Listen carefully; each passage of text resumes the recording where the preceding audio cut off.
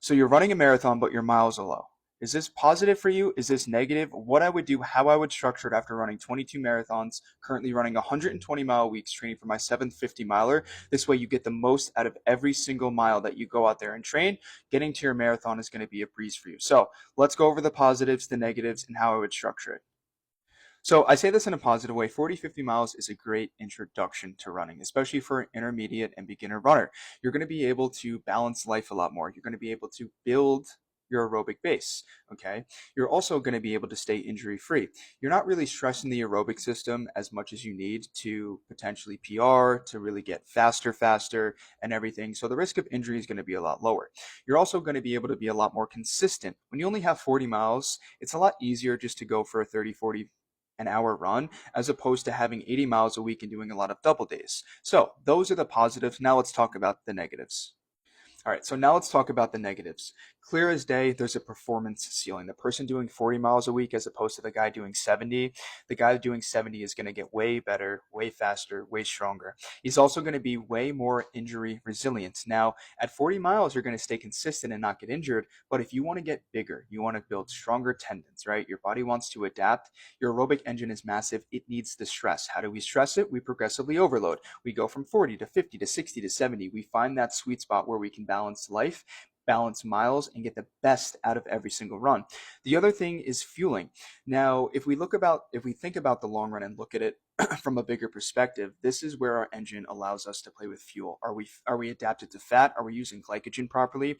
If you're going for a long run and it's 20 miles, you have one run to nail that because that's about 50% of your weekly load. So you don't have enough miles during the week to practice fueling, to add in recovery. So of course that leads back to the performance ceiling. There's a lot of other negatives that do come with it, but these are just the obvious. Now let's talk about how I would structure it so you get the best out of the 40-mile weeks and your first marathon. Now let's talk about how to structure it. So I'm going to emphasize that running on tired legs is going to be the best thing that you could do because we don't have enough volume during the week to get that same stimulation.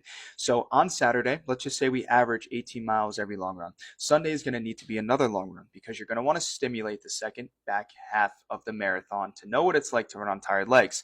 That's 28 miles right there. Then of course, Monday's a recovery, let's just say 4 miles. Tuesday's a speed workout at 5. Wednesday's a medium long run at 8. And then Thursday's another run at 5. That right there is 50 miles, and we take off on Friday.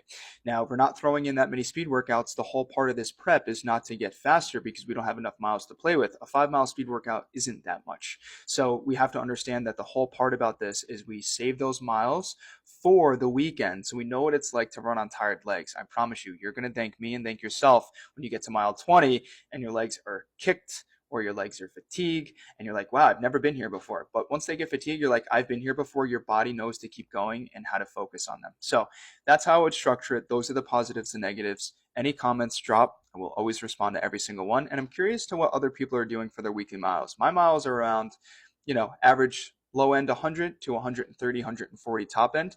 And I can do 8 speed workouts, right? A lot of zone threes. That's how I train. But I'm curious to how other people are training. So I'd love to know. I'd love to communicate. Drop it. Share the video for anyone that's struggling with 45 to 50 miles, how to restructure it. They can see the positive and the negatives. So I'm out of here.